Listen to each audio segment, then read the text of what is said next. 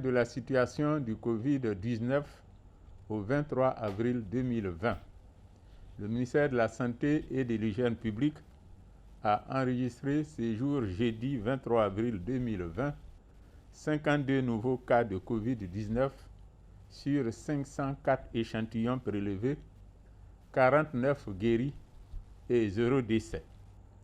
À ce jour, la Côte d'Ivoire compte donc 1004 cas confirmés, dont 359 personnes guéries et 14 décès. Le nombre total d'échantillons à la date du 23 avril 2020 est de 6 846. Face au nombre croissant de cas enregistrés dans le pays, qui est dû à notre stratégie, le ministère de la Santé et de l'Hygiène publique rappelle à la population l'importance du respect des mesures mises en place par le gouvernement.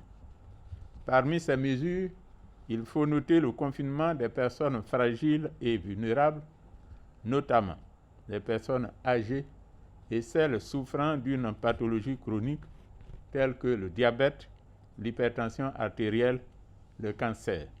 Ce confinement obligatoire a pour but de les protéger et de réduire le nombre de décès liés au Covid-19 dans cette population. Aussi, la réduction des déplacements non essentiels et le port d'un masque lors de nos sorties sont des mesures importantes si nous voulons réduire le risque de contamination.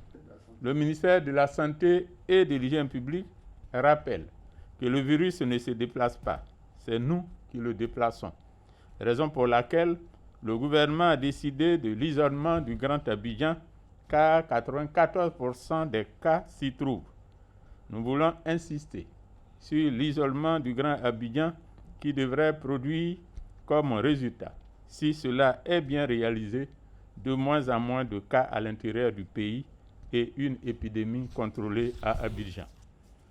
Le ministère de la Santé et de l'Hygiène publique en appelle au concours, à la franche collaboration, à la responsabilité de tous les acteurs publics et privés du système de santé si nous voulons freiner la propagation du virus dans notre pays.